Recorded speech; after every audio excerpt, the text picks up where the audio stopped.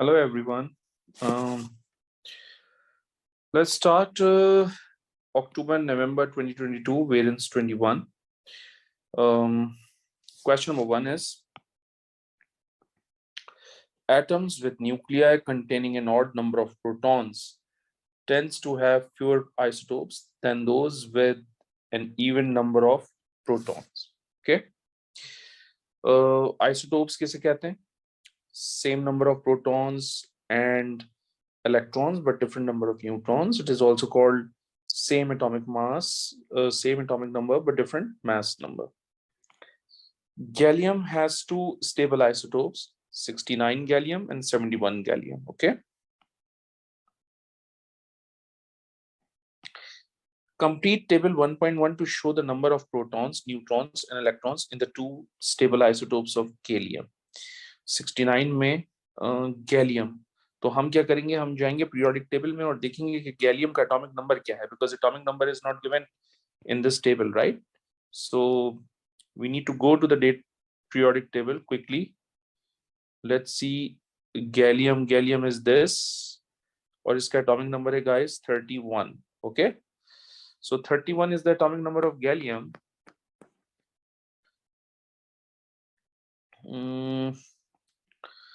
That indicates कि आपके पास 31 है एटॉमिक नंबर, तो इसका मतलब प्रोटॉन्स कितने होंगे 31, इलेक्ट्रॉन्स भी कितने होंगे 31, and 69 minus 31 becomes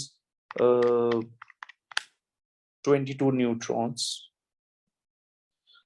Same here, 31 इसके प्रोटॉन्स होंगे क्योंकि इसका एटॉमिक नंबर भी 31 होगा, इसका एटॉमिक नंबर भी 31 होगा, इसमें 31 इलेक्ट्रॉन्स हैं और 71 minus 31 is going to be, oh wait, 69 minus 31 is going to be 38.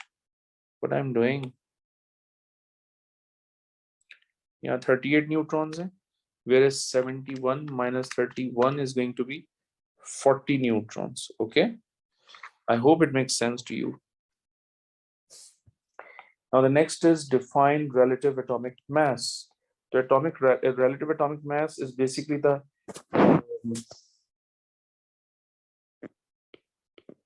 it is the, ये अपने O level chemistry में भी पढ़ी है definition. It is the average mass of an atom of an element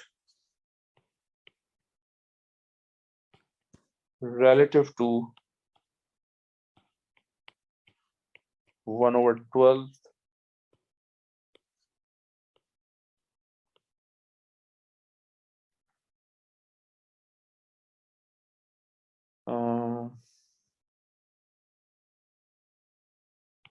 the mass of one atom of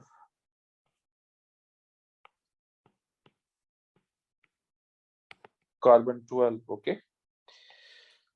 unified atomic mass की भी एक definition है, वो भी आप दे सकते हैं, उसको भी इंक्लूड कर सकते हैं यहाँ पर, कोई इशू नहीं है, ये भी ठीक है.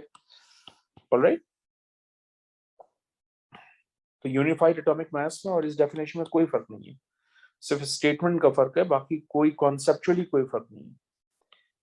The relative atomic mass of gallium is 69.723. That's a very important value, क्योंकि बिल्कुल accurate value given है. The relative isotopic masses of gallium this and this are this and this respectively. बहुत ही accurate value AR है और accurate relative isotopic masses है. So can I use this information to calculate the percentage abundance of gallium 69 in elemental gallium? Show your working. Assume that the element contain only gallium 69 and gallium 71. Give your answer to 4 significant figures. Okay, 4 fig में answer देना है मैंने. तो आपको याद होगा हमने mass spectrometry आपको पढ़ाई थी, तो हमने उसमें रिलेटिव एटॉमिक मास कैलकुलेट करने का एक फॉर्मूला बताया था. हम उस फॉर्मूले को डायरेक्टली अप्लाई कर रहे हैं. वो फॉर्मूला था relative atomic mass equals to, तो ये मेरे पास relative atomic mass of gallium हो गया, equals to mass of first isotope which is 68.926 and obviously उसकी परसेंटेज अबंडेंस कैलकुलेट करनी है, तो हम x ले लेंगे. plus mass of second isotope which is 70.925, और जाहिर सी बात है मुझे इस 71 वाली की भी मालूम नहीं है, तो मैं इसको लूंगा 100 माइनस एक्स, क्योंकि total abundance is going to be 100%. Okay, तो यहां से मेरे पास x की वैल्यू आ जाएगी 60.13%. ओके, तो ये जो मेरे पास गैलियम 69 है ये बेसिकली x है, और इस x की वैल्यू आ रही है 60.13%. अगर वो मुझसे पूछते कि भाई गैलियम 71 की बताओ, तो मैं इस 100 को 60.13 से सब्ट्रैक्ट करूंगा तो गैलियम 71 की आ जाएगी. That's what we have done in the class as well. Alright, ये हो जाएगा 60.13%.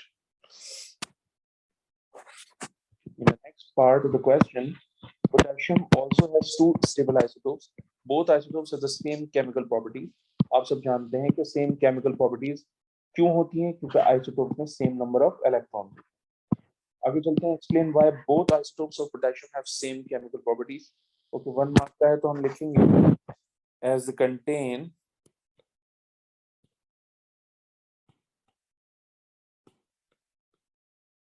same number of electron, so they have same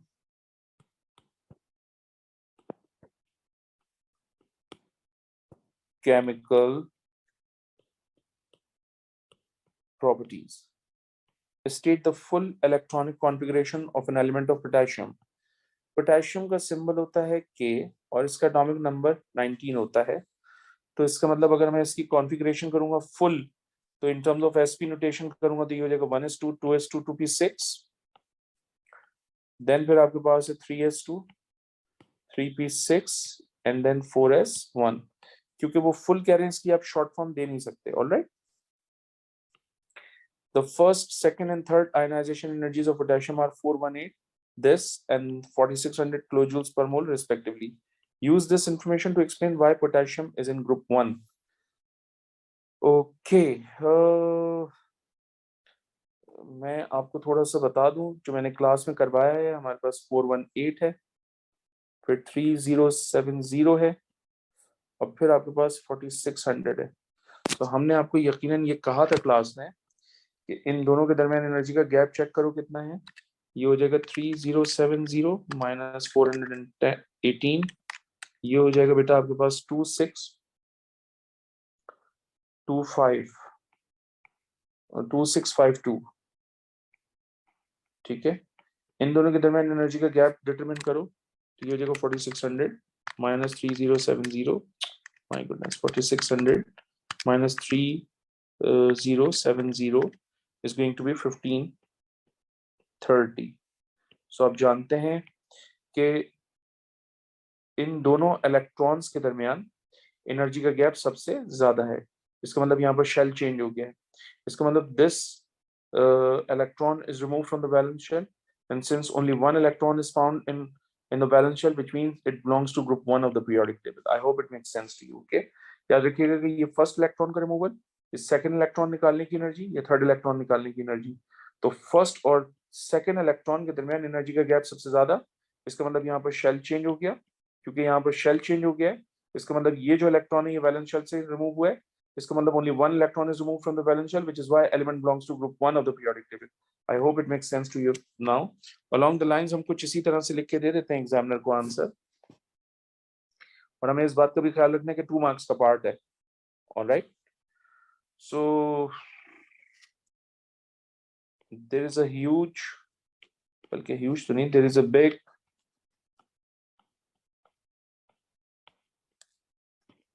energy gap exists between first and second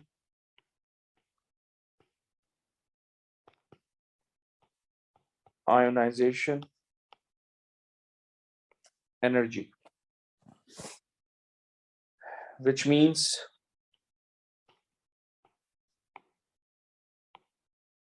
between these two shell changes,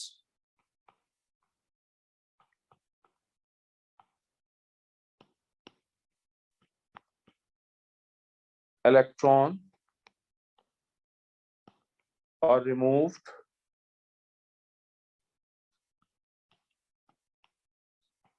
from valence shell,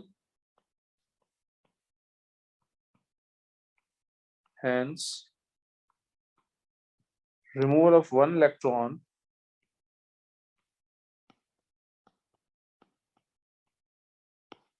from valence shell shows, valence shell last shell को भी कह सकते हैं, shows that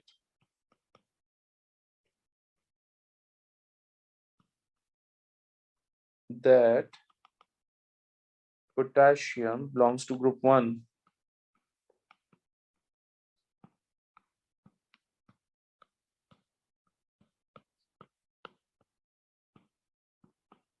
Group 1 of the periodic table. Okay.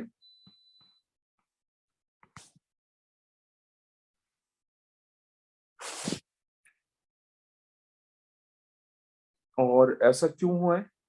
Energy का gap क्यों बढ़ गया है? ठीक है, एनर्जी का गैप ज्यादा है, बट क्यों ज्यादा है?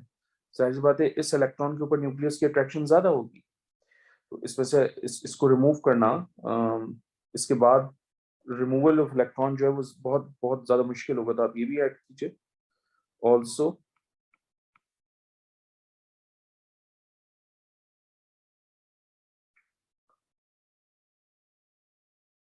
removal of electron, removal of second electron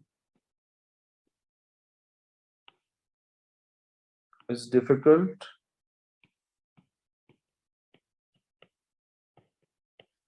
due to strong nucleus to electron attraction.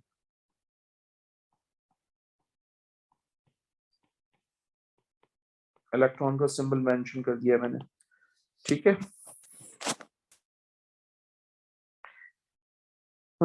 काफी लेंथी एक्सप्लेनेशन हो गई है, बट समझाने के लिए मैंने पूरी की पूरी इंफॉर्मेशन लिखी है। आप इसमें से ये पॉइंट लिख सकते हैं पूरा, ठीक है।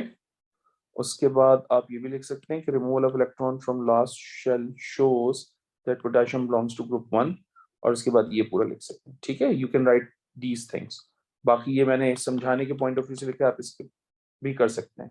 और अगर इस तरह से लिख के दे देंगे पूरा तो गलत नहीं होगा, एग्जामिनर उसको नल एंड वाइट नहीं करेंगे, रिमूव नहीं करेंगे उसको, ठीक है।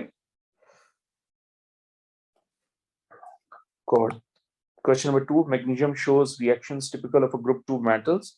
Draw a label diagram to show the bonding in magnesium metal. Okay, magnesium metal की metallic bonding होती है, और हम सब जानते हैं ये बात, और हमने metallic bonding सीखी है, ठीक है।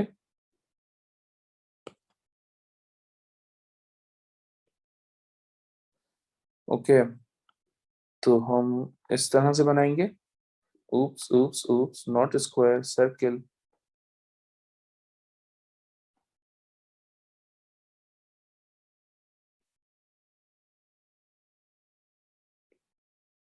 ठीक है, हम सब जानते हैं कि ये पॉजिटिवली चार्ज लाइन है, और याद रखिएगा कि ये दोनों एक साथ नहीं बनाए जाएंगे। अगर एक साथ बना दिया आपने, लाइक अगर आपने इस तरह से बनाए पॉजिटिव चार्ज कुछ इस तरह से करके, तो वो गलत होगा। इसी तरह से अगर आपने इलेक्ट्रॉन इस तरह से बनाए तो ये भी गलत होगा। जिस तरह से मैं बना के दे रहा हूँ इसी तरह से एग्जामिनर को शो करेंगे। तो बिटवीन पॉजिटिव आपने इलेक्ट्रॉन्स प्लेस करने, ठीक है, और इनके दरमियान भी इलेक्ट्रॉन्स प्लेस करने इस तरह से, ताकि अट्रैक्शन रहे, ठीक है। और वो आपसे कह रहे हैं लेबल डायग्राम, तो भाई आप इसको लेबल करोगे और इसको भी लेबल करोगे। ये है आपके पास पॉजिटिवली चार्ज्ड आयंस, और ये है आपके पास डीलोकलाइज्ड इलेक्ट्रॉन्स। डीलोकलाइज्ड इलेक्ट्रॉन्स का मतलब moving electrons, free mobile ions भी, फ्री मोबाइल इलेक्ट्रॉन्स भी कहते हैं, delocalised electrons. Okay,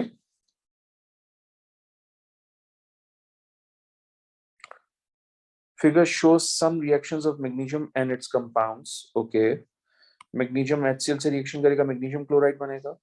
magnesium chloride calcium hydroxide से रिएक्शन करेगा तो मैग्नीशियम हाइड्रोक्साइड बनाएगा। मैग्नीशियम कार्बोनेट डिकम्पोज होकर मैग्नीशियम कार्बोनेट HCl से रिएक्शन करके मैग्नीशियम क्लोराइड बना रहा है। मैग्नीशियम कार्बोनेट को हीट करेंगे तो कन्वर्ट होगा मैग्नीशियम ऑक्साइड में। Okay, identify the other products of the reaction 1 and 2। Reaction 1, आप सब जानते हैं कि अगर मैं मैग्नीशियम को एसिड यानी HCl से रिएक्शन करवाऊंगा तो ये कन्वर्ट होगा मैग्नीशियम क्लोराइड और हाइड्रोजन गैस में। तो मेरी जो अदर प्रोडक्ट है वो हाइड्रोजन गैस है फॉर रिएक्शन 1, ये रिएक्शन 1 के लिए है ना। और फिर उसके बाद वो कह रहे हैं रिएक्शन 2। तो अगर मैं मैग्नीशियम कार्बोनेट को एसिड यानी HCl से रिएक्शन करवाऊंगा तो according to O level chemistry ये सॉल्ट में कन्वर्ट होगा which is magnesium chloride, water बनाएगा और कार्बन डाइऑक्साइड भी फॉर्म करेगा। कार्बन डाइऑक्साइड की ब्रिस्क एफिल्ट्रेशंस मिलेंगे। तो मेरे पास अदर प्रोडक्ट्स फॉर रिएक्शन 1 क्या होगा? Hydrogen gas, okay. और रिएक्शन 2 का अदर प्रोडक्ट क्या होगा? Carbon dioxide. ऑलराइट,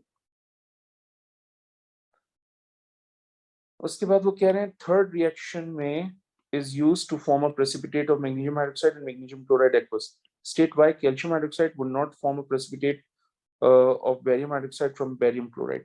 अच्छा, आपको याद होगा मैंने आप लोगों को A1 केमिस्ट्री में सॉलिबिलिटी ऑफ ग्रुप 2 हाइड्रोक्साइड्स पढ़ा है और हम जानते हैं कि ग्रुप 2 हाइड्रोक्साइड जो हैं वो डाउन द ग्रुप उनकी सॉलिबिलिटी इंक्रीज होती है, राइट? ये याद रखिएगा, इसकी सॉलिबिलिटी कम होगी, ये लेस सॉल्युबल है। और बेरियम हाइड्रोक्साइड जो है वो मोर सॉल्युबल है। और बेरियम हाइड्रोक्साइड क्योंकि मोर सॉल्युबल है इसलिए इसका स्ट्रॉन्ग एल्कलाइन सॉल्यूशन होता है। इसकी पीएच जो है वो ज्यादा होती है, समवेयर अराउंड 13 एंड 12, राइट? और इसकी पीएच जो है वो कम होती है, समवेयर अराउंड 9, ठीक है। Now calcium hydroxide would not form a precipitate of barium hydroxide from barium chloride. तो आप बताएंगे कि भाई बेरियम हाइड्रोक्साइड सॉल्युबल है, isn't it? Because down the group solubility of group 2 hydroxides increases. तो हम यहाँ लिखेंगे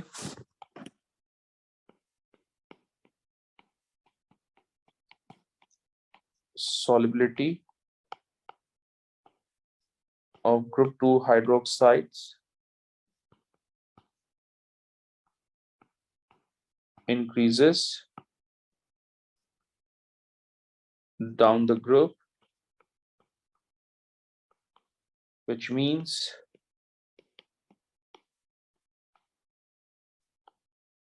barium hydroxide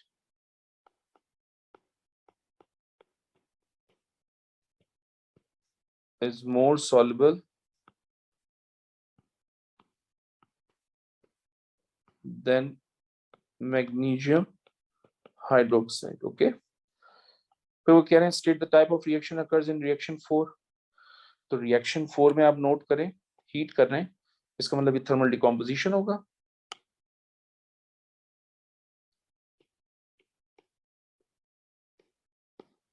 थर्मल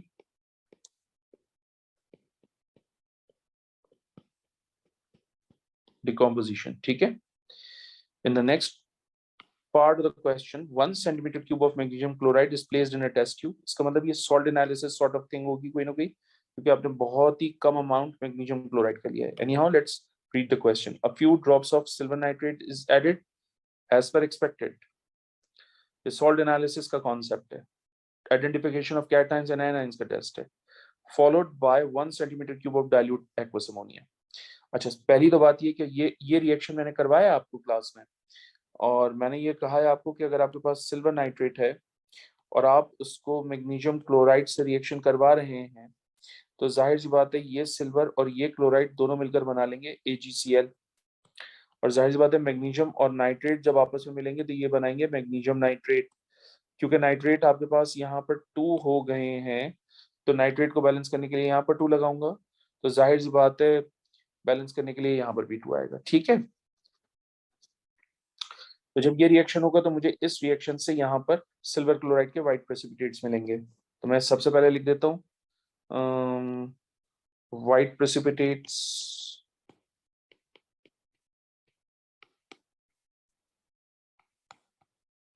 फॉर्म। ठीक है, लेकिन प्रॉब्लम ये है कि एग्जामिनर ने मुझसे कहा है followed by dilute aqueous ammonia. तो मैंने क्लास में आपको कहा था कि अगर मेरे पास AgCl है और मैं उसको एक्वस अमोनिया से ट्रीट करवाऊंगा तो व्हाइट प्रेसिपिटेट्स डिसॉल्व हो जाएंगे और डिसॉल्व होकर ये कलरलेस सॉल्यूशन में कन्वर्ट होंगे और उस कलरलेस सॉल्यूशन का ये फॉर्मूला होगा और इसको हमने नाम दिया था डाई एमाइन सिल्वर 1 क्लोराइड का। इसका कलरलेस सॉल्यूशन होगा यानी प्रेसिपिटेट्स डिसॉल्व हो जाएंगे। तो हम यहाँ पर लिखेंगे white precipitates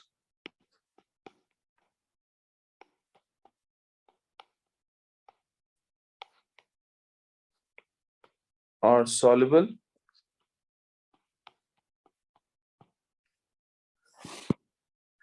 giving a colorless solution.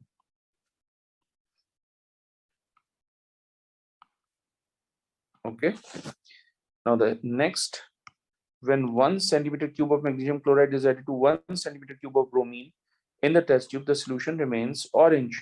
Explain this observation. अगर वो कह रहा है remains orange, इसका मतलब ये हुआ no reaction, no reaction.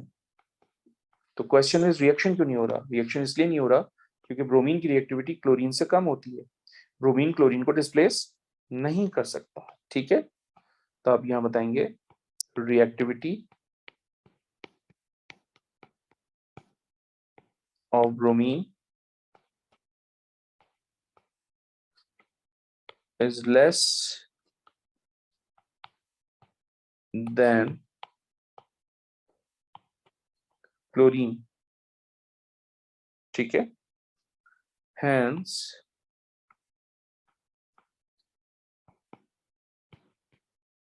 bromine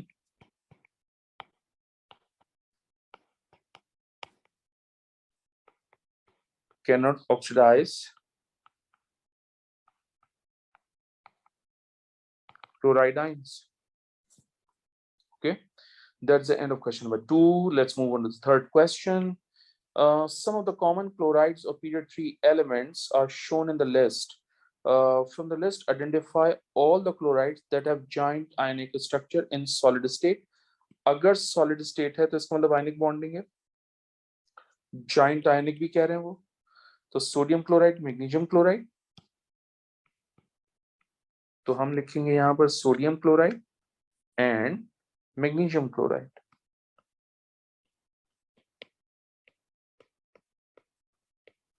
Okay, now in the next part of the question, all the chlorides that reacts vigorously with water to form strongly acidic solution. Yes, इन ये तीनों रिएक्शन करते हैं water के साथ, हाइड्रोलाइज हो जाते हैं, strong acidic solution देते हैं pH 3 का।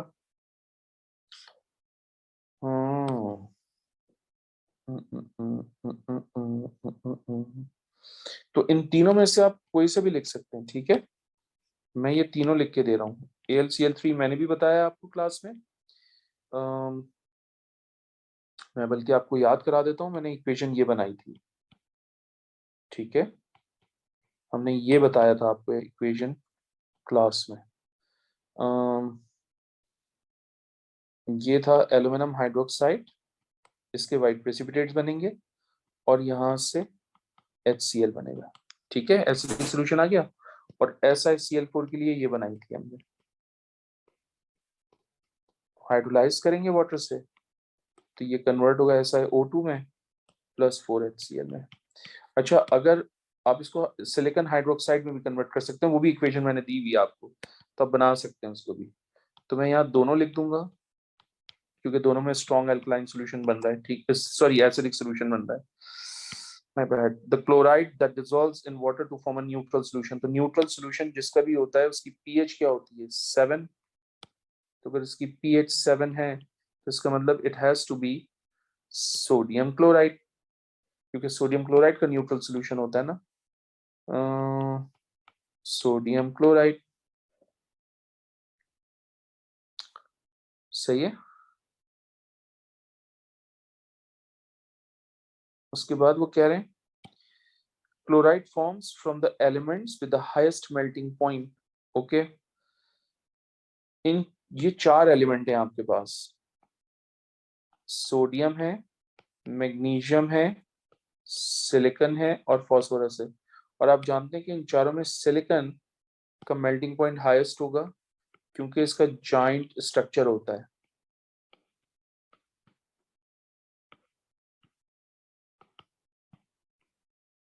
इन चारों में हाईएस्ट मेल्टिंग पॉइंट सिलिकॉन का होगा। तो ऑब्वियसली मैं आंसर दूंगा आपको SiCl4 कि सिलिकॉन का जो एलिमेंट है उसका मेल्टिंग पॉइंट हाईएस्ट क्योंकि उसका जॉइंट स्ट्रक्चर है। Sodium chloride is one product of the reaction of chlorine gas and cold aqueous sodium hydroxide. Identify the other products. अच्छा, ये भी इक्वेशन हमने आपको करवाई हुई है। हमने आपसे कहा था कि अगर आपके पास सोडियम हाइड्रोक्साइड है और आप उसको रिएक्शन करवा रहे हैं obviously cold aqueous sodium hydroxide से, तो जब कोल्ड एक्वस सोडियम हाइड्रोक्साइड से रिएक्शन होगा तो डिस्प्रोपोर्शनेशन रिएक्शन होगा, सोडियम क्लोराइड बनेगा, सोडियम क्लोरेट 1 बनेगा जिसका फॉर्मूला NaClO है, और वाटर बनेगा। तो सोडियम क्लोराइड तो बता दिया उसने, ठीक है ना। वो कह रहा है दूसरी प्रोडक्ट बताओ, तो दूसरी प्रोडक्ट सोडियम क्लोरेट 1 होगी। तो हम यहाँ लिख देते हैं सोडियम क्लोरेट 1। उसने नाम भी नहीं पूछा, उसने फॉर्मूला भी नहीं पूछा, तो आपकी मर्जी, दोनों में से जो भी चाहे लिख कर दे दीजिए। फॉर्मूला लिख कर देना चाहते हैं NaClO तो वो भी ठीक हो जाएगा, सही है। एंड ऑब्वियसली बेटा यहाँ से आपकी दूसरी प्रोडक्ट जो है वो वाटर है, तो वाटर को भी लिखो यहाँ पर। आंसर तो आपने कंप्लीट देना ना, आपको मार्किंग स्कीम नहीं पता होगी। PCl5 reacts with alcohols to form chloroalkanes, बिल्कुल सही बात है, ये आपका अल्कोहल है और अगर मैं इसको PCl5 से रिएक्शन करवा दूं जनरली स्पीकिंग, ओके, तो ये बनेगा RCl यानी अल्काइल हैलाइड में, POCl3 और मिस्टी फ्यूम्स ऑफ HCl में। That was the reaction we have done in the class, right? वो कह रहे हैं identify this type of reaction, तो आप बोलेंगे सब्स्टिट्यूशन, क्योंकि OH चला गया क्लोराइड आ गया तो सब्स्टिट्यूट हो रहे हैं फंक्शनल ग्रुप से एक दूसरे से। उसके बाद है draw the structure of the organic product form in the reaction of an excess of PCl5 with butane 1,3 diol. तो सबसे पहली बात ब्यूटेन है आपके पास 1 2 3 4 1,3 डाइओल, इसका मतलब एक OH आपने फर्स्ट कार्बन पे लगाया, एक OH आपने थर्ड कार्बन पे लगाया, बाकी सारे कार्बन एटम्स को हाइड्रोजन की वैलेंसी से सेटिस्फाई कर दिया। ये आपका स्ट्रक्चर हो गया ब्यूटेन 1,3 डाइओल। अगर मैं इसको PCl5 से रिएक्शन करवाऊंगा तो ऑब्वियसली जहां जहां OH है वहां से OH हट जाएगा और उसकी जगह पे क्लोरीन आ जाएगा। तो एक क्लोरीन यहां आ जाएगा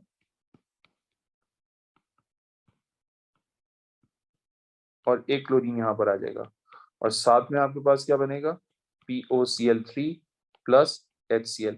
गाइस ये इक्वेशन बना दी है मैंने बात समझाने के लिए, बट आपको इक्वेशन नहीं बना के देनी एग्जामिनर को। इनफैक्ट ये आपकी अंडरस्टैंडिंग के लिए थी, ठीक है।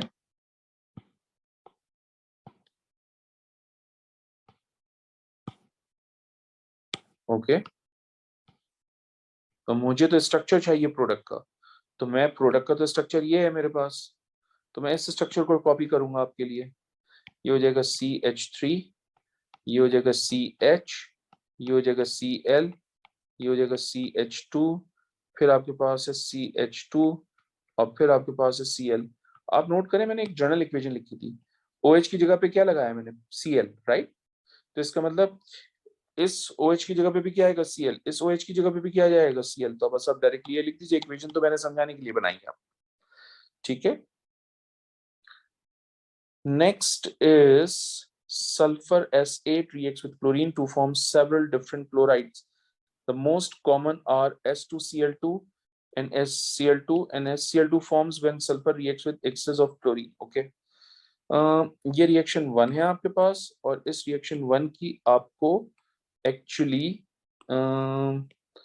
डेल्टा HR की वैल्यू गिवन है, ये रिएक्शन 2 है आपके पास, एंड एक्चुअली आपको इसकी भी डेल्टा HR की वैल्यू गिवन है। ये याद रखिएगा कि जो आपको इक्वेशन गिवन है उस इक्वेशन में ये SCl2 फॉर्म हुआ है और यहाँ पर भी SCl2 है, राइट?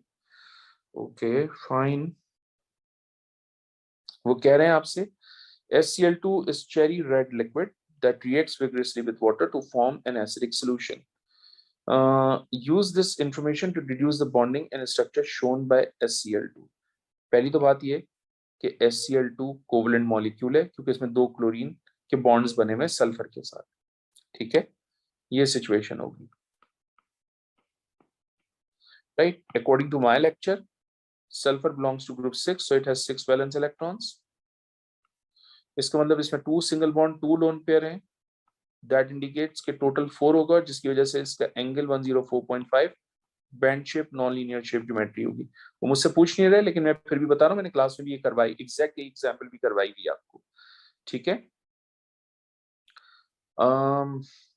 अगर विग्रेसली रिएक्ट कर रहा है तो इसका मतलब अभी थोड़ी देर पहले हमने ये कहा था आपको कि जनाब ये विग्रेसली रिएक्ट करते हैं, ऐसे ही है ना, कोवलेंट है, तो अगर ये विग्रेसली रिएक्ट कर रहा है तो ये भी क्या होगा, कोवलेंट बॉन्डिंग, सही है? और जाहिर सी बात है स्ट्रक्चर मोलेकुलर होगा, जॉइंट तो आपके पास सिर्फ 4 ही है ना, diamond, graphite, SiO2 and silicon, तो ऑब्वियसली ये सिंपल कोवलेंट मॉलिक्यूल होगा। ठीक है, तो हम यहाँ पर आंसर कुछ अलोंग द लाइंस कुछ इसी तरह से देते हैं, तो हम बोलेंगे SCl2 exhibit covalent bonding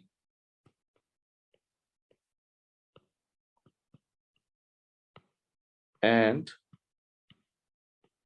has a molecular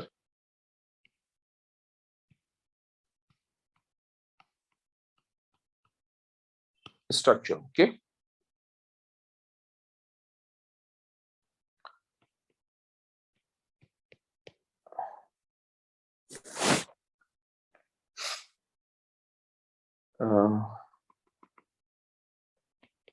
As it is covalent,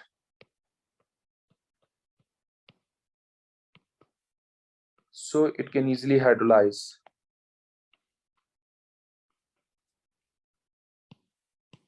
क्योंकि अगर आयनिक होता तो उधर डिसॉल्व होता, हाइड्रोलाइज नहीं होता, ठीक है? So it can easily hydrolyze with water.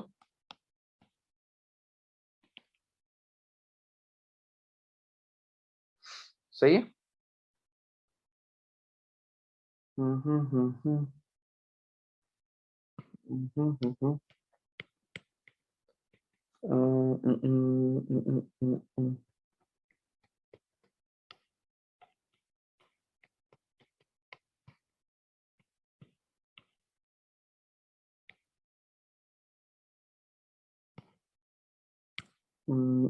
Just hold in a second.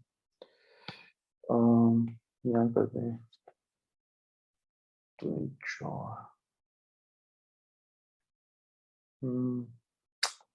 ठीक है, सल्फर डाइऑक्साइड और HCl बनेगा, ओके? आगे चलते हैं। Calculate the enthalpy change of formation of SCl2. You may find it useful to use Hess's law to construct an energy cycle. Okay. All right. Energy cycle बनानी है तो करना क्या है? करना ये है कि एनर्जी साइकिल बनानी है। मसला ये है कि मेरे पास जो इंफॉर्मेशन है उसके मुताबिक enthalpy change of formation of SCl2 है, ठीक है? तो अगर enthalpy change of formation of SCl2 है तो इसका मतलब मुझे सबसे पहले इसकी इक्वेशन बनानी चाहिए।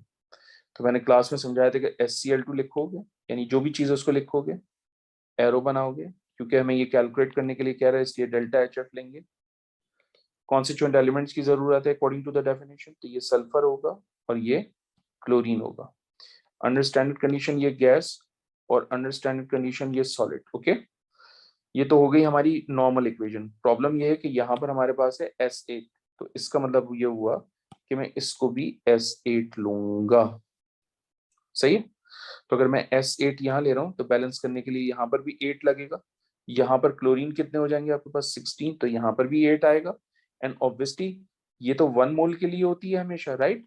Now we have 8 moles in the equation, इसलिए इस इक्वेशन को मैं 8 से मल्टीप्लाई कर लूंगा। Okay, I hope it makes sense to you. Now the issue is कि मेरे पास HCl2 फॉर्म हुआ है, प्रोडक्ट में है और यहाँ रिएक्टेंट में है।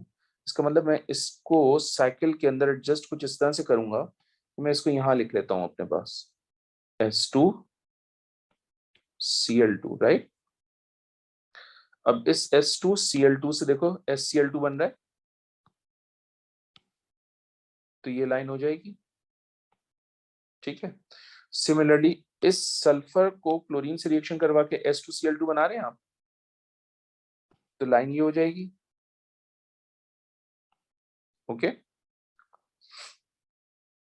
अच्छा, जब आपने सल्फर को क्लोरीन से रिएक्शन करवाया तो यहाँ पर HCl2 कितना बना, 4 मोल बना ना, तो इसका मतलब यहाँ पर मैं 4 लिखूंगा, राइट? तो इसकी जो एनर्जी की वैल्यू है हमारे पास -58.2,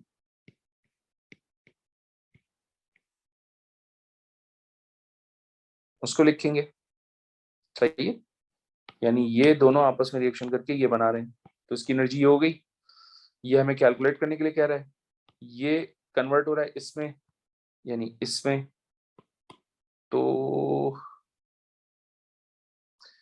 40.6 हो जाएगी, -40.6 हो जाएगी, राइट? ये इन्होंने कितने मोल की दी हुई है?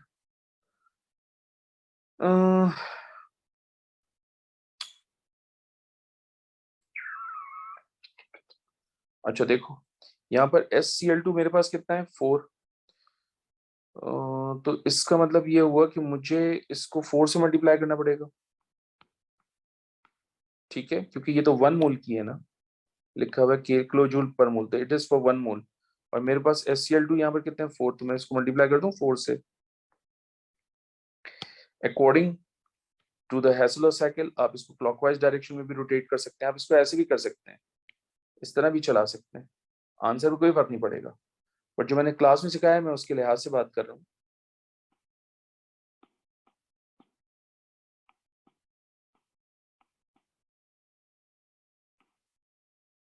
ठीक है। ये हमने ये बनाया अकॉर्डिंग टू द पॉइंट, ये एरो क्लॉकवाइज से मैच कर रहा है, और तो इसकी वैल्यू को प्लस और इन दोनों की वैल्यू को क्या लूंगा मैं, माइनस, क्योंकि क्लॉकवाइज से मैच नहीं कर रहे। ये वैल्यूज कुछ इस तरह से अरेंज हो जाएंगी, delta 8 delta HF -58.2 -40.6 into 4 equals to 0। Class में कहा था मैंने इक्वल्स टू 0 इसलिए because I need to find out this value, okay. तो यहां से आपके पास डेल्टा HF आ जाएगा प्लस 220.6 equals to 0।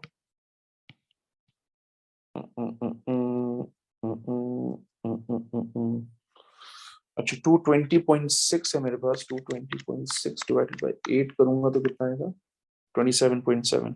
तो यहाँ से डेल्टा HF की वैल्यू हो जाएगी -27.6, मतलब मेरे पास आंसर है 575 किलोजूल्स पर मोल। सो मैं इसको राउंड ऑफ करके आपके पास हैंड ओवर कर देता हूं -27.6, ठीक है, okay. State the effect of a decrease in pressure on the position of equilibrium and reaction 2, explain your answer। Decrease in pressure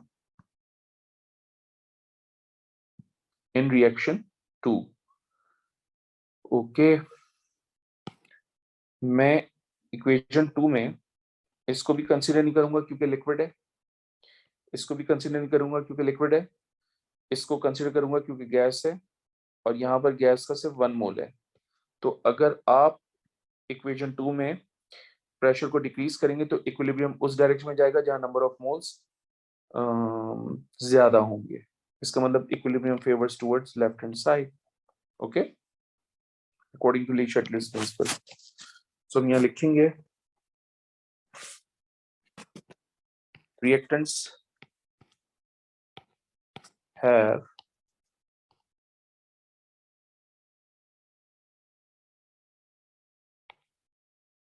more gaseous molecules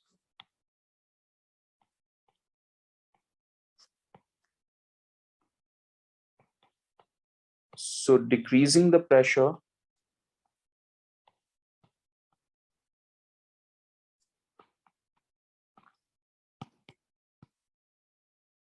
causes a stress in equilibrium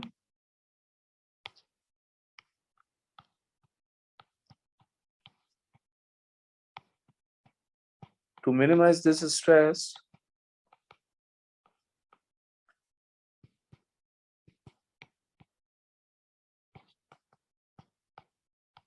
Equilibrium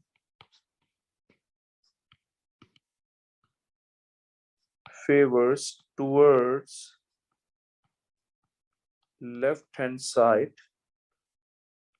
due to less number of due to more number of modes.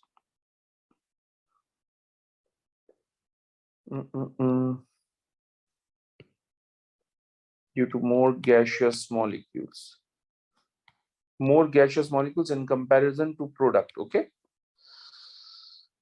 next is organic. Again shows the two structural isomers of S2Cl2 on right. Define the term structural isomers. बेटा molecules जिनका molecular formula same होता है लेकिन structure different होता है. Molecules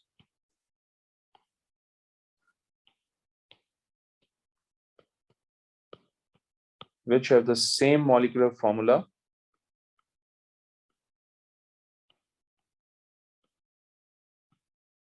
but different structural formula.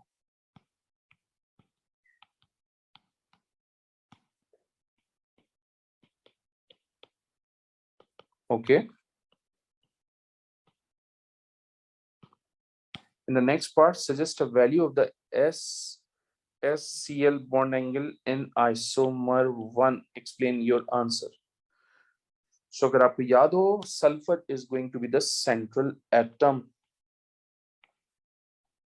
because it can hold other atoms very easily because it has more valence electrons in its valence shell, right? So sulfur belongs to group 6, which is why it has 6 valence electrons. Let's count them. 1 2 3 4 5 6. क्योंकि around the sulphur atom आपके पास 2 lone pair हैं, 2 single bond हैं, तो total 4 हो जाएगा. हमने class में कहा था कि शॉर्टकट ये है कि 4 लाइंस ड्रॉ करो. सबसे पहली वाली लाइन s ऑर्बिटल की, बाकी तीनों लाइन p ऑर्बिटल की. तो हाइब्रिडाइजेशन कितनी हो जाएगी? sp3. And whenever you have 2 single bond and a 2 lone pair with sp3 hybridization, angle is going to be 104.5 degree. Band shape, non-linear shape, crooked shape geometry होगी, right? तो bond angle आपके पास कितना आ जाएगा यहाँ पर? 104.5 डिग्री. और explanation में क्या देंगे आप?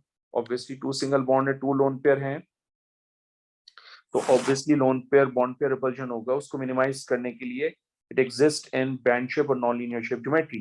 That's what we have discussed in detail in chemical bonding का चैप्टर. सो लिख देते हैं अब यहाँ पर it contain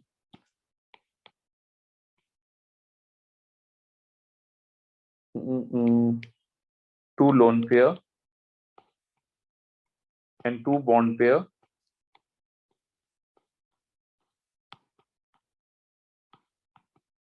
So to minimize, so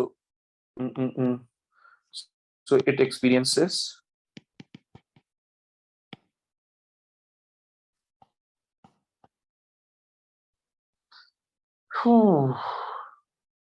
so it experiences repulsion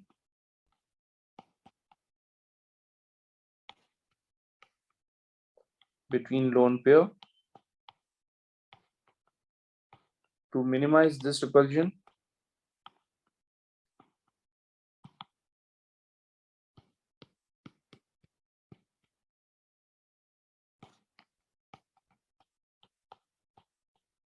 It exists in non-linear shape geometry. Okay. Now the next is draw dot and cross diagram to show the bonding in isomer 2, show outer shell electrons. Okay. Sulfur is again the central atom. Okay, तो मैं sulphur बनाता हूं centre में. Okay, this is going to be my sulfur. इसके साथ एक oxygen लगा हुआ है, तो ये आ गया मेरे पास ऑक्सीजन. इसके साथ दो क्लोरीन एटम लगे हुए हैं, तो ये दो क्लोरीन एटम आ गए मेरे पास. सही. तो यहाँ लिख दीजिए क्लोरीन, यहाँ भी लिख दीजिए chlorine. Chlorine belongs to group 7, तो उसके वैलेंस शेल में कितने इलेक्ट्रॉन्स होंगे? 7. तो हम इसको ले लेते हैं 1 2 3 4 5 6. This one is 7. इसकी भी वैलेंस शेल में 7. 1 2 3 4 5 6 7. Clear. Sulfur belongs to group 6 of the periodic table, so it has 6 valence electrons. 1 2 3 4 5 6. Oxygen contains 6 valence electrons. 1 2 3 4 5 6, and that is your oxygen atom. Okay, I hope it makes sense to you. और हमने सिर्फ valence shell के electron show किए हैं. Okay, so two double bond है तो 2 electrons of each element share together. Single bond है तो 1 electron of each element share together. 1 electron of element shared, 1 electron of each element shared together. Okay, that was a lengthy question, by the way. Question number 4. Organic compounds can be distinguished using chemical test. Table 4.1 shows 4 pairs of compounds. Okay, पहले वाले में organic compound दिए हुए हैं, उनको उसने A1 और A2 से, या B1 B2 C1 C2 और फिर इसी तरह से D1 D2 से रिप्रेजेंट किया हुआ है. रिएजेंट्स की रिक्वायरमेंट है, और फिर वो आपसे ये भी कह रहे हैं कि पॉजिटिव रिजल्ट बताओ, केमिकल टेस्ट बताओ आइडेंटिफाइड कंपाउंड्स के अंदर. तो इंटरेस्टिंग क्वेश्चन है. Let's see what we have in A1. आप जानते हैं कि ये मेरे पास क्या हो जाएगा? एस्टर. और आप जानते हैं कि ये मेरे पास क्या हो जाएगा? To be very specific, secondary alcohol.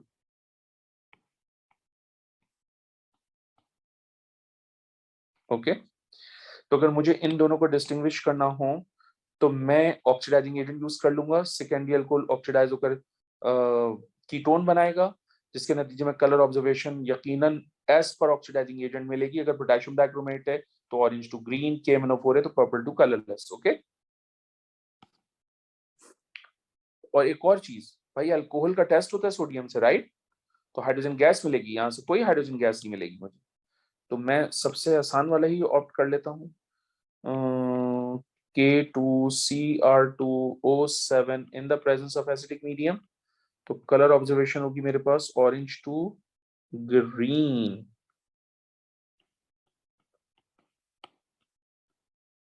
ठीक है, विथ A2. और अगर मैं सोडियम मेटल यूज कर रहा हूं, ओके, जगह थोड़ी सी कम हो गई हमारे पास, तो हम इसको थोड़ा सा ऊपर कर देते हैं. इसको भी हम थोड़ा सा ऊपर कर देते हैं ताकि ये टेस्ट, ये रिएजेंट इस टेस्ट के सामने रहे. सोडियम मेटल के लिए क्या होगा? Bubbles of gas is given off with A2. Okay, again ये आपके पास क्या है भाई? Ketone, right? और ये आपके पास क्या है? एस्टर. तो अगर मुझे कीटोन और एस्टर को डिस्टिंग्विश करना हो तो मैं मशहूर जमाना 2,4-DNPH रिएजेंट यूज करूंगा, दैट इज 2,4-डाइनाइट्रोफिनाइल हाइड्रोजीन. तो मेरे पास कलर ऑब्जर्वेशन क्या आएगी? Yellowish orange precipitates with B1. Okay, उसके बाद C1 है ऑब्वियसली ये साइक्लोएल्केन है, इसको हम पेंटेन साइक्लोपेंटेन कहते हैं, जनरली स्पीकिंग साइक्लोएल्केन, और ये हमारा एल्कीन है, ठीक है। तो अगर मुझे इन दोनों को डिस्टिंग्विश करना होगा तो ऑब्वियसली मैं एक्वस ब्रोमीन यूज करूंगा। एक्वस ब्रोमीन के लिए क्या होगा, red brown to colourless with C2, okay. All right, ये आपका प्राइमरी अल्कोहल, ये आपका सेकेंडरी, ठीक है। तो ये अल्कोहल है, जबकि यहाँ पर अल्कोहल और कार्बोक्सिलिक एसिड है, तो यहाँ पर only alcohol. To be very specific, ये 2 डिग्री अल्कोहल है और ये 1 डिग्री अल्कोहल है, मतलब ये सेकेंडरी अल्कोहल है, ये प्राइमरी अल्कोहल है, दोनों ठीक है। लेकिन ये प्राइमरी अल्कोहल है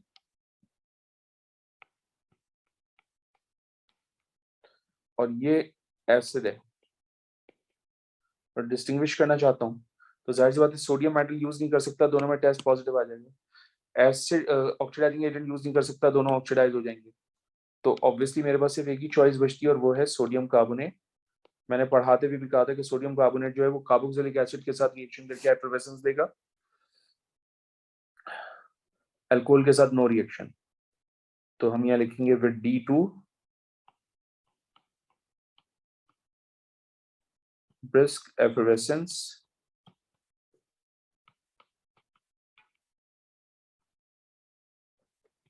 is given off. Sorry about my writing, that's really bad. Effervescence, okay. Now next is complete table 4.1 to identify the reagent, give the positive result, ये तो हो गया। Use different reagent for each test, ये भी हो गया। C1 has melting point -94 degrees Celsius and boiling point +49 degrees Celsius. Explain these properties by referring to the type of van der Waals forces between molecules. Okay, C1 की बात कर रहे हैं वो हमसे। तो C1 हमारे पास क्या है, cyclopentane, which is your alkane, and alkane is a non-polar covalent molecule, which means it exhibit instantaneous dipole induced dipole forces, right? And these are the weak forces, all right? तो अगर weak forces हैं तो जाहिर सी बात है उन forces को overcome करने के लिए less amount of energy is needed, इसका मतलब मेल्टिंग बॉइलिंग पॉइंट लो होगा।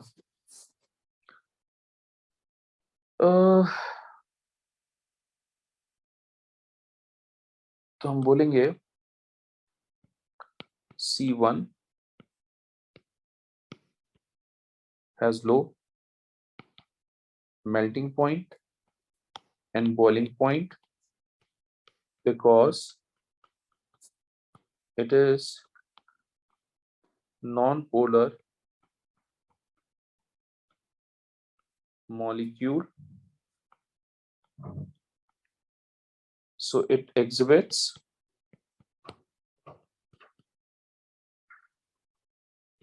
instantaneous dipole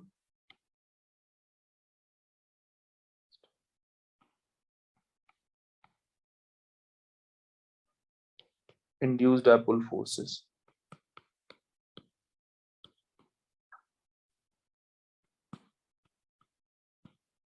Less energy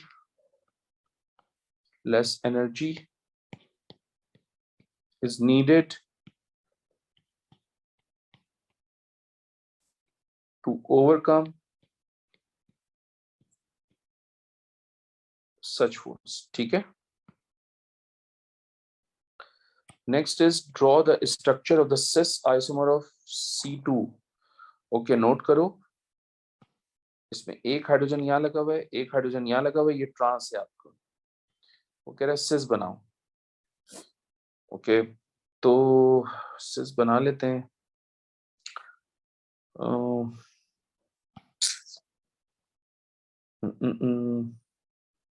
पहले तो हम इसको बना लेते हैं, आई थिंक सो ये इस तरह से है 1 2 3 4 5 6, ठीक है। 1 2 3 4 5 and this one is 6. ये था मेरा सिस आइसोमर है ना, ओ सॉरी ट्रांस। वो कह रहे हैं इसका सिस बनाओ। तो सिस बनाने के लिए जरूरी है कि ये दोनों ग्रुप सेम साइड पर आ जाएं। तो अरेंजमेंट कुछ इस तरह से हो जानी चाहिए फिर, यानी ये वाला बॉन्ड मैं यहाँ शिफ्ट कर दूं,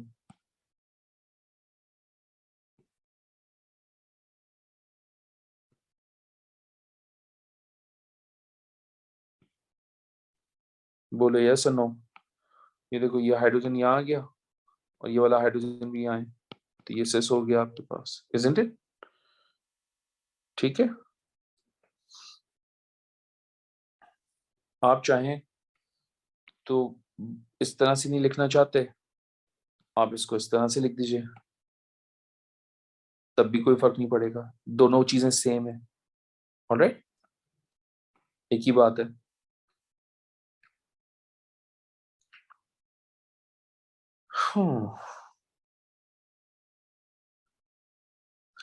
अगर मैं इसको ओपन करके लिखूं ना आपके लिए, तो ये यूं बनेगा CH3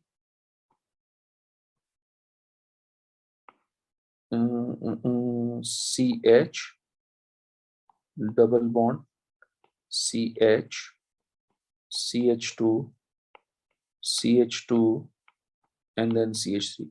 अब अगर मुझे इसका सिस आइसोमर बनाना है तो मैं इस तरह से बना सकता हूँ। ये होगा आपके पास CH, ये CH3 यहाँ लगा हुआ है, इसको हमने यहाँ लगा दिया, ये डबल बॉन्ड, ये C, ये H, ठीक है, then CH2, then CH2 and then CH3। ये आपका सिस हो, सही है, ये ट्रांस है। I hope it makes sense to you. C2 forms polymer when heated gently. Identify the type of polymer that forms from C2. C2 क्या है मेरे पास? C2 मेरे पास एक एल्कीन है और alkene always undergoes addition polymerization. तो उससे बनने वाला पॉलीमर भी क्या होगा? एडिशन पॉलीमर होगा।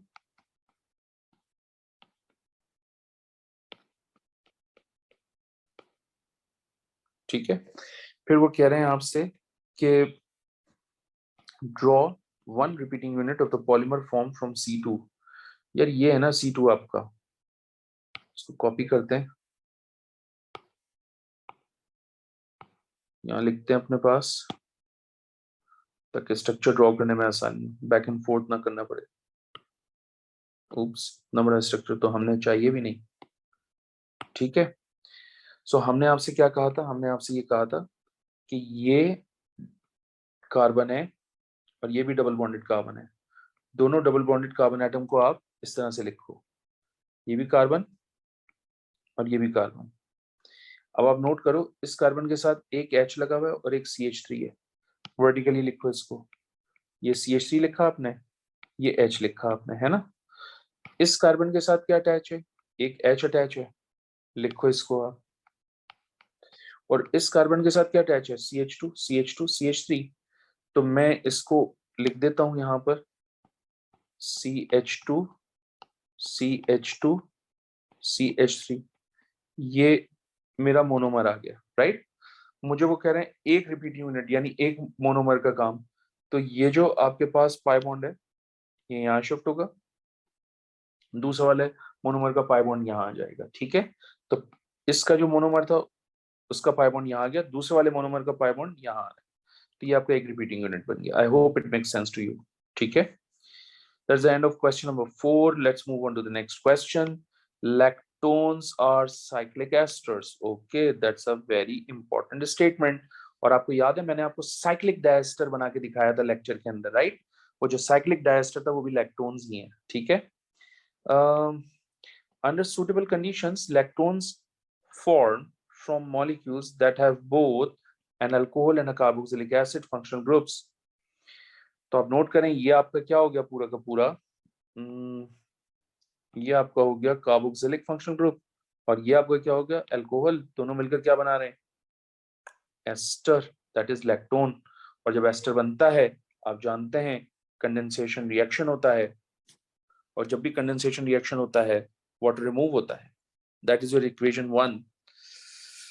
Oh my goodness. Equation 1 shows the synthesis of lactone P from compound M. Oh my goodness. Goodness. Hmm. Hmm. Hmm. Hmm. Hmm. That's interesting. जरा देखिएगा, अलर्ट रहना है थोड़ा सा आपने। ये मैंने क्लास में बताया था कि डबल बॉन्डेड CH तलाश करो, ये CH आ गया। Obviously it will turn to COH in the reaction. मैंने कहा था डबल बॉन्डेड C तलाश करो, तो ये डबल बॉन्डेड C है, और मैंने कहा था कि जब भी डबल बॉन्डेड C होगा obviously it will turn to ketone, that is CO. Okay आप सब जानते हैं कि ये CH3 था, आप सब जानते हैं कि ये CH2 है, ये क्या है आपके पास CH2, और इसको भी क्या कहूंगा मैं CH2, राइट? ये सब जानते हैं आप कि ये क्या है CH2, ये भी क्या है CH2, ये क्या है CH2, ये क्या है CH3। और आप जानते हैं कि जब हॉट कॉन्सेंट्रेटेड KMnO4 से रिएक्शन होता है, हमेशा आपको बताया ये बॉन्ड ब्रेक हो जाता है। सो अब मैं स्ट्रक्चर लिखने लगा हूं। हाँ, आप जरा नोटिस कीजिएगा, carbon to carbon, bond to bond. ये CH3 है, इसको लिखूंगा मैं, इनफैक्ट मैं कलर यूज कर लेता हूं क्योंकि मैंने इसको ग्रीन से शो किया हुआ, तो मैं ग्रीन से ले लेता हूं। उसके बाद ये सिंगल बॉन्ड है, उसके बाद ये डबल बॉन्डेड C है, double bonded C obviously turn to ketone, ये आ गया कीटोन। उसके बाद आपके पास है CH2, फिर CH2, फिर CH2, 3 मरतबा CH2 लिखना है, तो CH2, CH2, CH2, ऑलराइट। उसके बाद आप जानते हैं कि ये CH है, ये CH किस में कन्वर्ट हो रहा है COH, ये उठा के लिखेंगे, and that is the structure of N। I hope it makes sense to you. अब अगर आप इसको सोडियम बोरोहाइड्राइड से रिएक्शन करवाएंगे N को, तो जाहिर सी बात है रिडक्शन होगा, और जब रिडक्शन होगा तो ये जो कीटोन है ये एक्चुअली सेकेंडरी अल्कोहल में कन्वर्ट हो जाएगा। बाकी ये carboxylic acid as it is रहेगा, इसमें कोई चेंज नहीं आएगा। ठीक है, I hope it makes sense to you. क्योंकि ये वीक रिड्यूसिंग एजेंट होता है, वन स्टेप रिडक्शन करेगा, तो वन स्टेप रिडक्शन में कार्बोनाइल ग्रुप रिड्यूस होकर कन्वर्ट हो जाएगा सेकेंडरी अल्कोहल में, और यही हमने क्लास में भी सिखाया आपको, राइट? उसके बाद वो कह रहे हैं N is reduced by NaBH4 to form 5-hydroxybutanoic acid in reaction 2. Construct an equation for reaction 2 using molecular formulae. In the equation, use H to represent one atom of hydrogen from the reducing agent. Oh, N का formula क्या बन रहा है भाई? पहले तो count करो, 1 2 3 4 5 6 carbon atom बनने। चलो हाइड्रोजन काउंट करो, 3 5 7 9 and 1 10, 10 हाइड्रोजन हो गए इसके। ओह, व्हाट आई एम डूइंग, ये लिखा हुआ है N की वैल्यू, N का फॉर्मूला लिखा हुआ है C6H10O3, तो लिखते हैं हम यहाँ पर C6H10O3, और रिएक्शन किससे कर रहे हैं? हाइड्रोजन एटम से। कन्वर्ट किस में हो रहा है? 2 5 हाइड्रोक्सी हेक्सानोइक एसिड में, यानी इसमें। चलो इसका कोई मॉलिक्यूलर फॉर्मूला तो नहीं दिया, वरना नहीं तो डिटरमाइन करना पड़ेगा।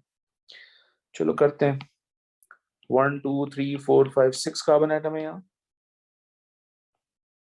हाइड्रोजन काउंट करते हैं, 3 + 1 4 5 6 7 8 9 10 11, this one is 12. How many oxygens? 1 2 3, तो ये हो गया आपका 5 हाइड्रोक्सी हेक्सानोइक एसिड का फॉर्मूला। इसको लिख लेते हैं C6H12O3, C6H12O3।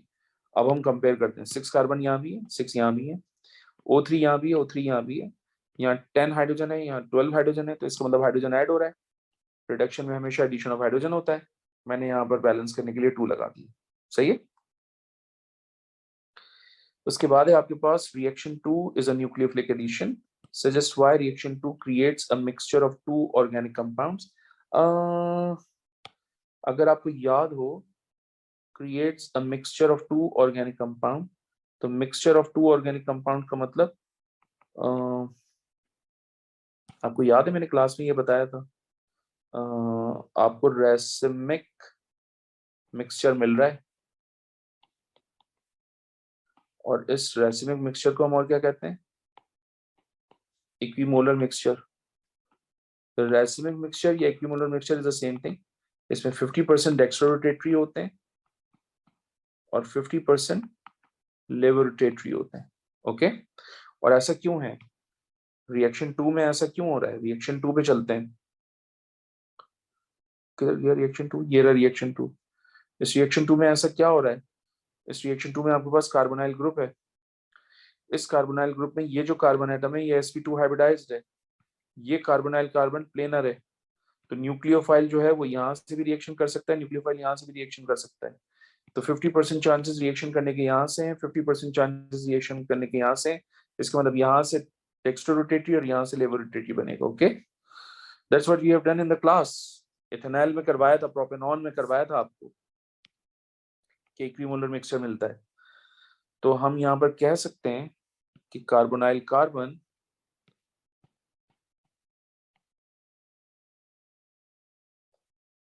in ketone is planar. So nucleophile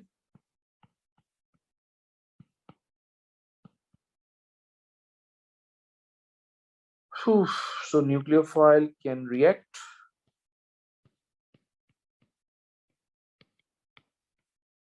from either side of carbon.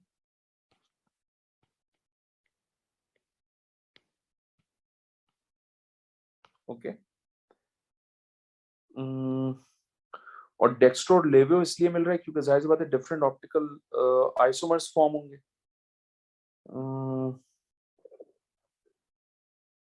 Mixture of two organic compounds means two optical isomers are formed in equimolar mixture.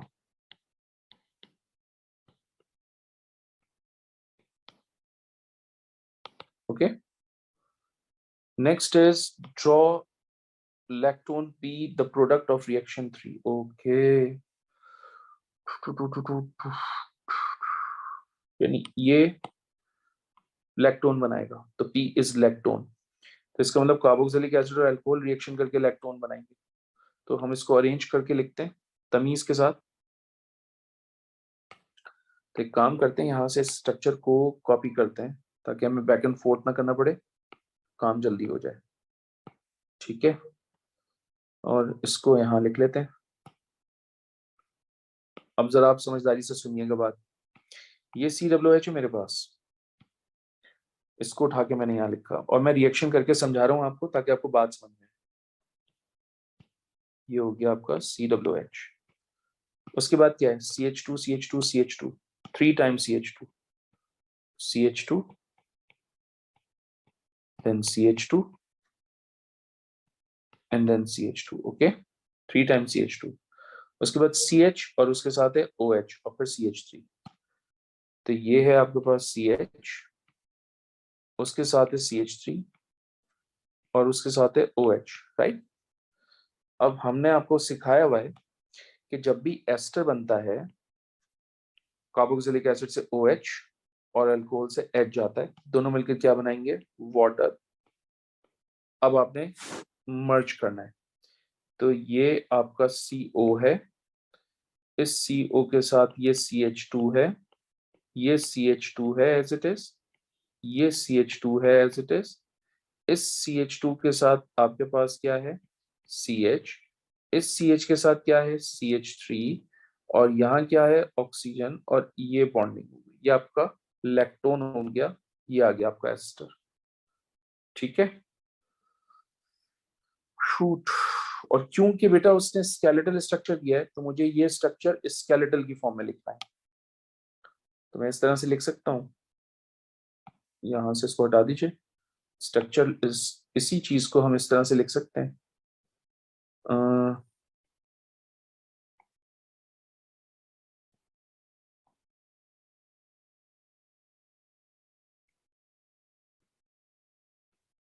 सही है, आ रही बात समझ में? ये जो लाइन है ये बेसिकली इस अल्काइल ग्रुप को रिप्रेजेंट करेगी।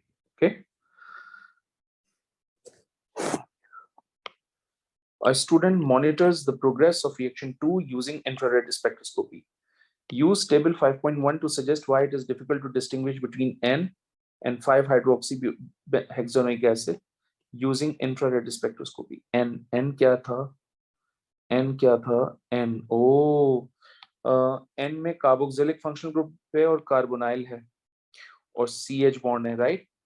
तो इसकी इसकी इंफ्रारेड स्पेक्ट्रम में जो पीक होगी वो 3000 सेंटीमीटर इनवर्स पे अपीयर होगी, इसकी 1700 से 1720 सेंटीमीटर इनवर्स की रेंज में अपीयर होगी, right? That's what we have done in the class. So जो N है उसमें दो फंक्शनल ग्रुप हैं, एक कार्बोक्सिलिक और एक कार्बोनाइल। कार्बोक्सिलिक एसिड की जो पीक है वो 3000, कार्बोनाइल की इस रेंज के अंदर अपीयर होगी। अब आपसे वो कह रहा है जो 5 हाइड्रोक्सी हेक्सानोइक एसिड है उस उसमें कैसे डिस्टिंग्विश करोगे 5 हाइड्रोक्सी हेक्सानोइक एसिड? ओके, अब 5 हाइड्रोक्सी हेक्सानोइक एसिड में ये है तो इसकी तो पीक 3000 सेंटीमीटर इनवर्स पे अपीयर होगी, इसका और ये भी 3000 सेंटीमीटर इनवर्स पे अपीयर होगी, तो इसका मतलब इन दोनों को तो मैं डिस्टिंग्विश ही नहीं कर सकता हूँ, दोनों की पीक आएगी। यहां पर पीक किसकी होगी? कार्बोनाइल की 1700 से 1720 centimetre inverse. Over here we have alcohol और अल्कोहल की पीक किस पे होती है? 3350 सेंटीमीटर इनवर्स पे होती है according to my lecture, right? That's what we have done in the lecture. तो मैं क्या बताऊंगा यहां पर? मैं बताऊंगा एन में एन कंटेन COH और COH कार्बोक्सिलिक, ये लिखा हुआ कार्बोक्सिलिक, पीक कितनी है? 1617 से 1740, ये लिखूंगा मैं 1710 to 1740 centimetre inverse. oops contain carbonyl, okay, and COH, my goodness, hold on a second, सही लिखा हुआ था। ओह, COH की पीक एंड कार्बोनाइल की पीक किस पर होगी? कार्बोनाइल की भी, ओ गॉड, तो सेम आ रही है 16। यार क्या लिख रहा हूं मैं? वेट बेटा वेट, मैंने जो क्लास में आप लोगों के साथ डिस्कशन किया ना, मैं उसको फॉलो कर लेता हूँ। और मैंने भी एक्सप्लेनेशन में भी यही कहा था, इसकी पीक होती है 3000 सेंटीमीटर इनवर्स पे, और एग्जामिनर ने यहाँ पर मुझे रेंज दी हुई है कार्बोक्सिलिक एसिड की, ये दी हुई है, सही है? तो कार्बोनाइल की भी यही है, कार्बोक्सिलिक एसिड की भी यही है। ओह, ये दिया हुआ कार्बोक्सिलिक, सही है? वो कार्बोनाइल है, ये कार्बोक्सिलिक है, ठीक है? तो हम यहाँ लिखेंगे 3000 सेंटीमीटर इनवर्स एंड कार्बोनाइल 1700 से 1720 centimeter inverse. That's a very easy question. I don't know why I'm taking too much time for this part.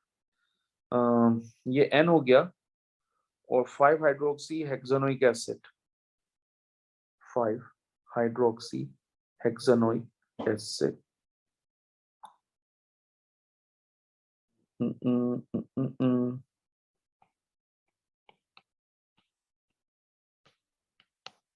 Hydroxy hexonic acid, इसके पास क्या है COH, और इसकी भी पीक किस पर अपियर होगी 3000 सेंटीमीटर इनवर्स, और इसमें एक चीज और क्या है OH, और इस OH यानी अल्कोहल हाइड्रोक्सी की होती है 3200 से 3650, तो 3200 से 3600 सेंटीमीटर इनवर्स, ये आ गया। मैंने क्लास में लिखवाया 3350। ओके,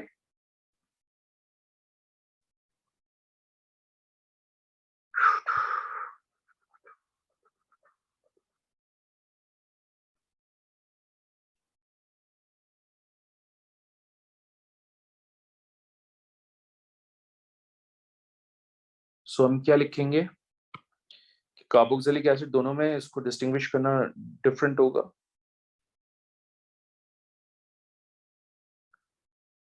डिस्टिंग्विश हो तो सकता है, मसला नहीं है, पर यही एक रीजन है बेटा मेरी नजर में कि कार्बोक्सिलिक एसिड का फंक्शनल ग्रुप दोनों में एग्जिस्ट करता है, जिसकी वजह से उसको डिस्टिंग्विश करना मुश्किल होगा।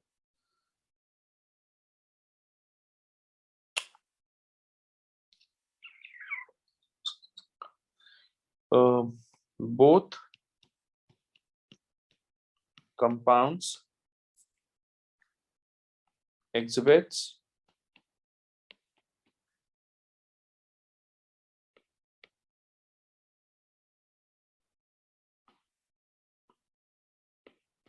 same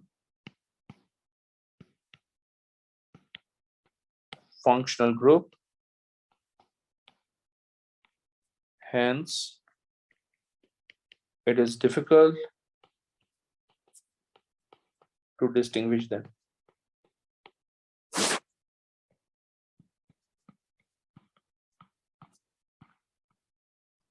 Okay.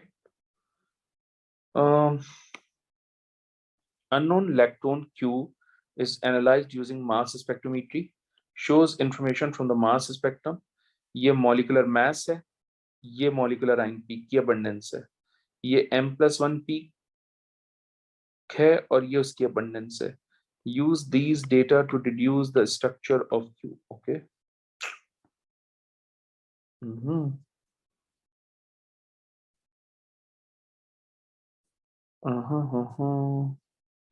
Okay.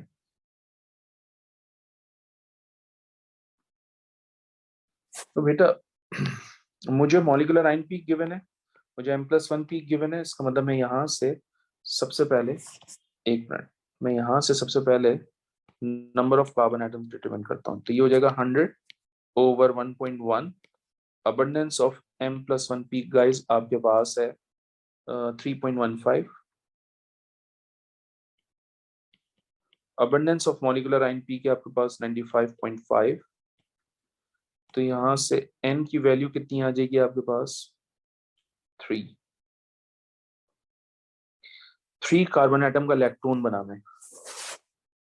सो लैक्टोन हमने आपको कहा था ना साइक्लिक एस्टर्स होते हैं, तो मुझे 3 कार्बन एटम का एक साइक्लिक एस्टर बनाना है। माय गुडनेस, 3 कार्बन एटम का cyclic ester need to make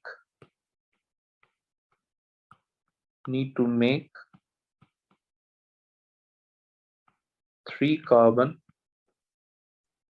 cyclic ester, 3 carbon का cyclic ester,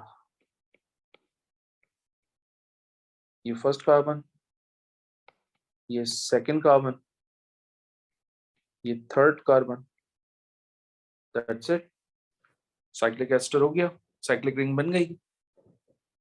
okay, I hope it makes sense to you.